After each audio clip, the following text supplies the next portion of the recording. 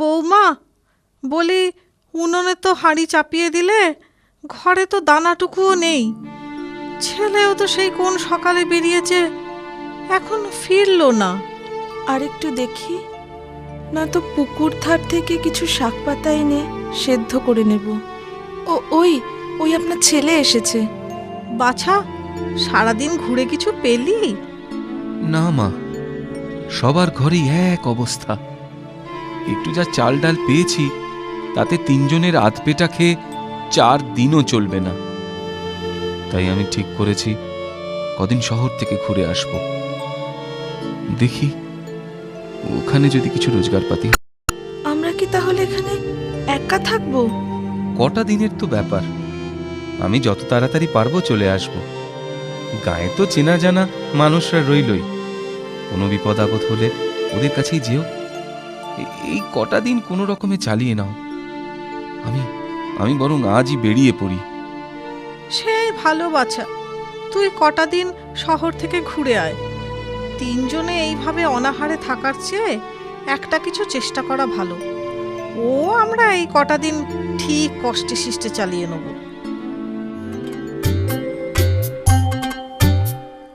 ও মাঝি, ও মাঝি, নৌকা ছেড়ো না। পোটলা পুটলি নিয়ে কোথায় চললে গো ঠাকুর মশাই? শহরে যাচ্ছি গো, শহরে। গায়ের যজমান বাড়ির অবস্থাও তো ভালো নয়, তাই শহরে যাচ্ছি দুটো রোজগারের আশায়। ঠিকই বলেছ, দিনকাল যা পড়েছে, কটা মাসের মধ্যে গায়ের কি দুর্দশা হলো বলো তো। আমি তোমায় বলে দিলাম ঠাকুর মশাই, আমাদের গায়ের ওপর নিশ্চয়ই কোনো শয়তানের দৃষ্টি পড়েছে।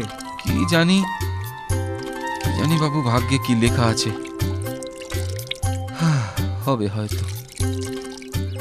ছেলেটা তো কদিনের জন্য শহরে গেল, তা আমি বলি কি বৌমা, তুমিও না হয় কটা দিন বাপের বাড়িতে ঘুরে এসো। আপনি এখানে একা থাকবেন? দুজনে না খেয়ে কষ্ট করার থেকে এই ভালো। ঠিক আছে মা, আমি তাহলে বেলা থাকতেই বেরিয়ে পড়ি। বামনি গেল বাপের বাড়ি, আর বামুন গেল শহরে। এইভাবে কেটে গেল অনেক দিন। এরপরে শহরে রোজগার শেষে বামুন ঘরের পথ ধরে। এদিকে ওই নদীর পাশেই এক শ্মশান, আর সেই শ্মশানেই থাকে এক জাঁদরেল ভূত। মাঝি, সামনে তো শ্মশান, এই পথে কোনো ভয় নেই তো? বামুন ঠাকুর, অত ভয় নিয়ে কি আর নৌকা চালানো যায়? জলে ভয়, ডাঙায় ভয়, আমার তো মনে হয় আসলে মনেই ভয়। তা যা বলেছ। পোটলা ভরা টাকা করি, ফিরছে বামুন নিজের বাড়ি। পোটলা ভরা টাকা করি, ফিরছে বামুন নিজের বাড়ি। এই তো সুযোগ মাথায় এলো, দারুণ মজার ফন্দি।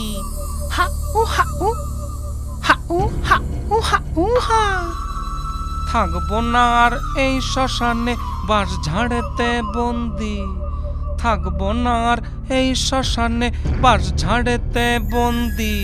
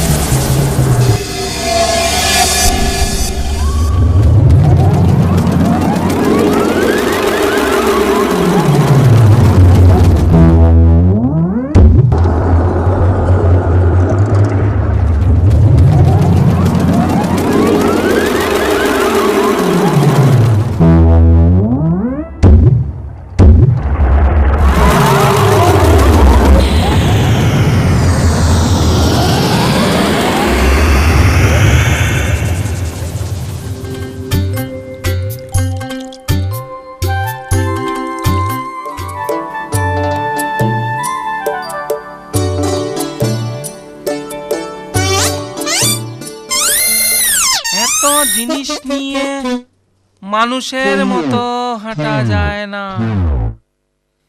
এদিকটা বেশ নিরিবিলি দেখছি। চাট করে নিজের মূর্তি ধরি, তাহলে তাড়াতাড়ি ঘরে পৌঁছতে পারবো।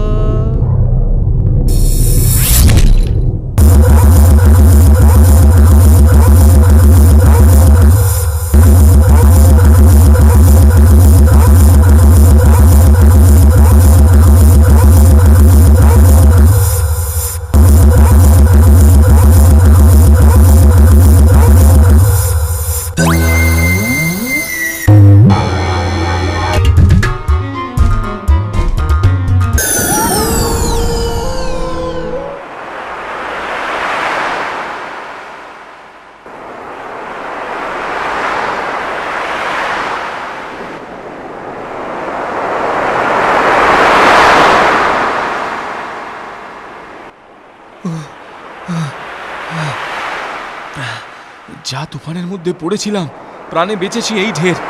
জিনিসপত্রগুলো সব নৌকাতে ছিল। যাই যাই মাঝির কাছ থেকে জিনিসগুলো ফেরত নিয়ে বাড়ির দিকে যাই এবার।